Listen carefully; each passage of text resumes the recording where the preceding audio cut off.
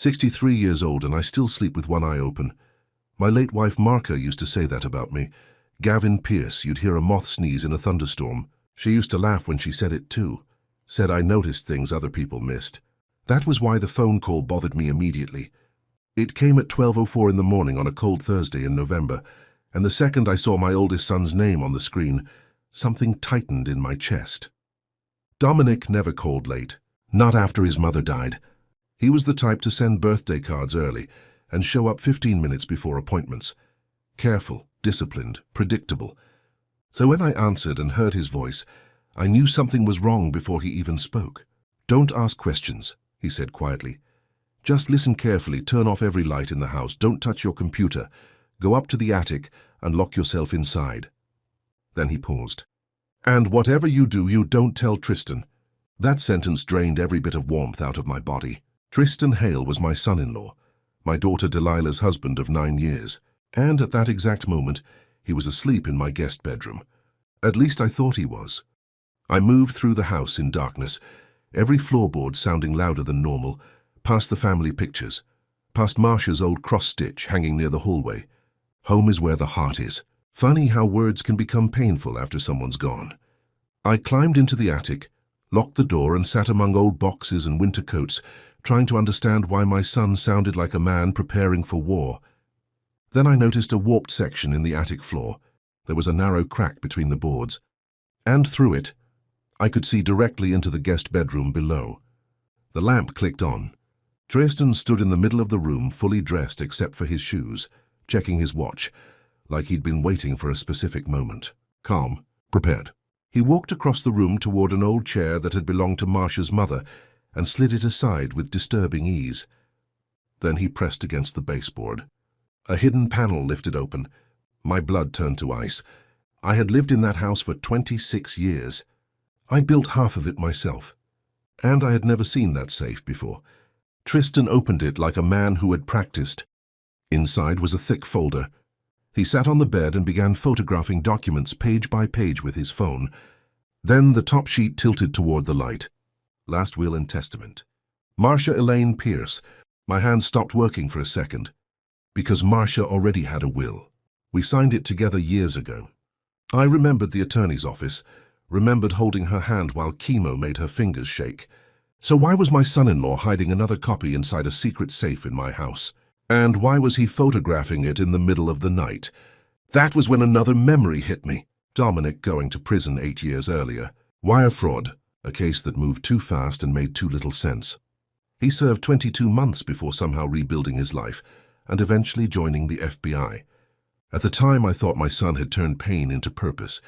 Sitting in that attic staring down at Tristan Hale, I realized something much worse. Maybe Dominic hadn't joined the FBI to move on. Maybe he joined because he never stopped hunting. And down below me, the man I'd been feeding pot roast and bourbon for 4 straight days had no idea the trap was finally closing. If stories about betrayal, revenge, and family secrets pull you in, subscribe now, because some people hide monsters behind perfect smiles, and those stories deserve to be told. I stayed in that attic until dawn, wondering one thing over and over. How long had Tristan been planning this? Dominic texted me just before sunrise. "Come outside, quietly." I slipped through the side door in my slippers and crossed the freezing yard toward a grey SUV parked 2 houses down. My son was sitting behind the wheel, looking 10 years older than he should have. There was a thick file folder on his lap, the kind that changes lives. The second I got inside, I looked at him and said, "I made that man pot roast." For the first time all night, Dominic almost smiled. "I know, Dad." Then he told me everything. The fake will wasn't the beginning. It was the backup plan.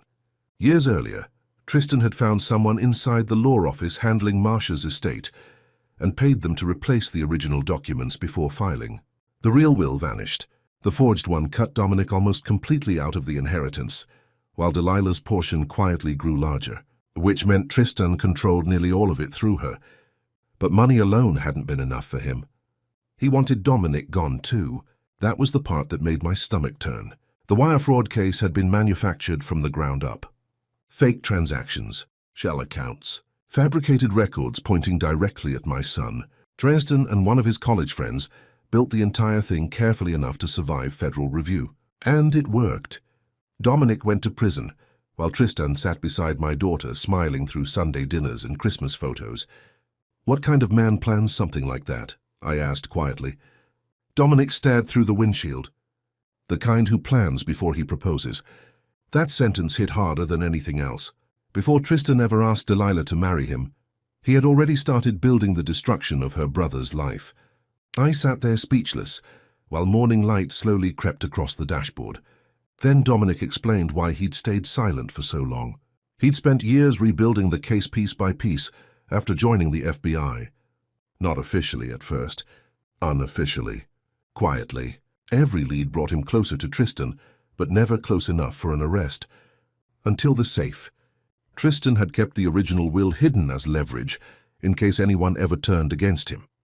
Greed made him careless, and greedy people eventually touched the evidence themselves. That was why Dominic waited. He needed Tristan caught accessing it.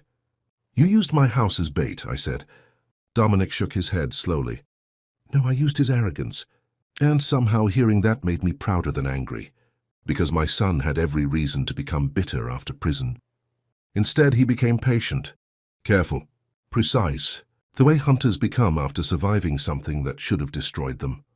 The next night was Tristan and Delilah's anniversary dinner. Downtown Raleigh, fancy restaurant, 8 guests, candles, wine, expensive silverware, and Dominic planned to end everything in front of all of them. By Saturday evening, I could barely recognize myself in the mirror. I was calm on the outside. Inside, I felt like a live wire. Tristan spent the morning walking around my kitchen like nothing in the world was wrong, drinking coffee, checking emails, asking me if I thought Delilah would like the restaurant he picked. Every word out of his mouth made me want to throw him through the window. But I smiled. I nodded, and I waited. Because for once, the waiting wasn't hurting us anymore. It was hurting him. That restaurant looked exactly like the kind of place Tristan loved. Dim lights, white tablecloths, the sort of room where rich people talk quietly so everyone else notices them. Delilah looked beautiful when she arrived. That part nearly broke me, because she was happy, completely unaware that her entire marriage was hanging over a cliff. Sienna arrived next. Marcia had always trusted her like family, and now I understood why. She squeezed my hand once and whispered, "Tonight ends it." Then Tristan walked in. Confident, perfect smile, working the room like a politician at a fundraiser. Watching him laugh with people who had no idea who he really was made my skin crawl. But the worst part? He truly believed he was untouchable.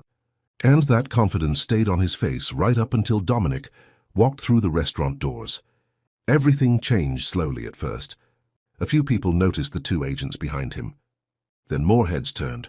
Then silence spread table by table across the dining room. Tristan turned around, and I watched the blood leave his face. Not panic, recognition, like a man finally seeing the bill for something he ordered years ago. Dominic stopped beside the table. Calm, cold, controlled. "Tristan Hale," he said evenly. "You're under arrest for wire fraud, evidence tampering, and conspiracy to commit fraud against a federal investigation." The entire restaurant froze. Delilah stared at Dominic like she couldn't process the words. Tristan tried to recover fast. "You're making a mistake," he said quietly. But Dominic didn't even blink. "I have the original will," he replied. That ended it. You could actually see the fight leave Tristan's body. Not because he was innocent, because he finally understood he'd lost. The agent stepped forward with handcuffs, and for the first time in 8 years, I looked at that man without feeling powerless. If you've ever watched someone destroy a family while pretending to love it, subscribe, because the truth always waits patiently for its turn. The cuffs clicked shut, and the performance was finally over. Nobody at the table moved for several seconds after Tristan was taken away. The candles still flickered. The food still steamed on untouched plates, but the entire room felt different now, like somebody had finally opened a window after years of bad air. Delilah sat perfectly still, staring down at the white tablecloth. Then she finally looked at Dominic. "How long?" she asked softly. 8 years, he answered. Not angry, not proud, just tired. The kind of tired that settles into a person after carrying something heavy for too long. I watched my daughter process the last decade of her life in silence. Every holiday, every anniversary, Every family picture with Tristan smiling beside her while hiding what he'd done. That realization hit her harder than the arrest itself. Then her eyes found me. "Daddy!" That one word nearly broke me. I got up immediately and wrapped my arms around her, the same way I used to when thunderstorms scared her as a little girl. And for a few seconds she let herself fall apart. Just briefly. Because she was still Marsha's daughter, strong even when her heart was splitting open. Then she pulled back, wiped her face, and looked around the table. "You know what's crazy?" she said quietly. "What?" "I'm actually hungry." For a second, nobody knew how to respond. Then Sienna laughed. A real laugh.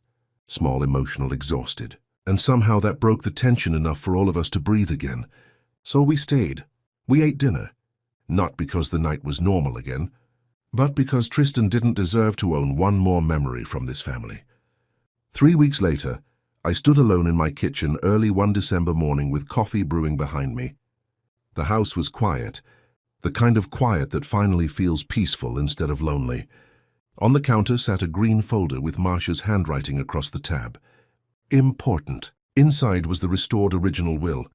Filed correctly. Verified. My son's name finally back where it belonged. I placed my hand on the folder and looked toward the hallway where Marsha's old cross-stitch still hung. Home is where the heart is. For the first time in years, those words didn't hurt quite as much. "We got him, sweetheart," I said softly into the empty kitchen. Outside, the oak trees swayed in the cold morning wind, while the first bird of the day started making noise.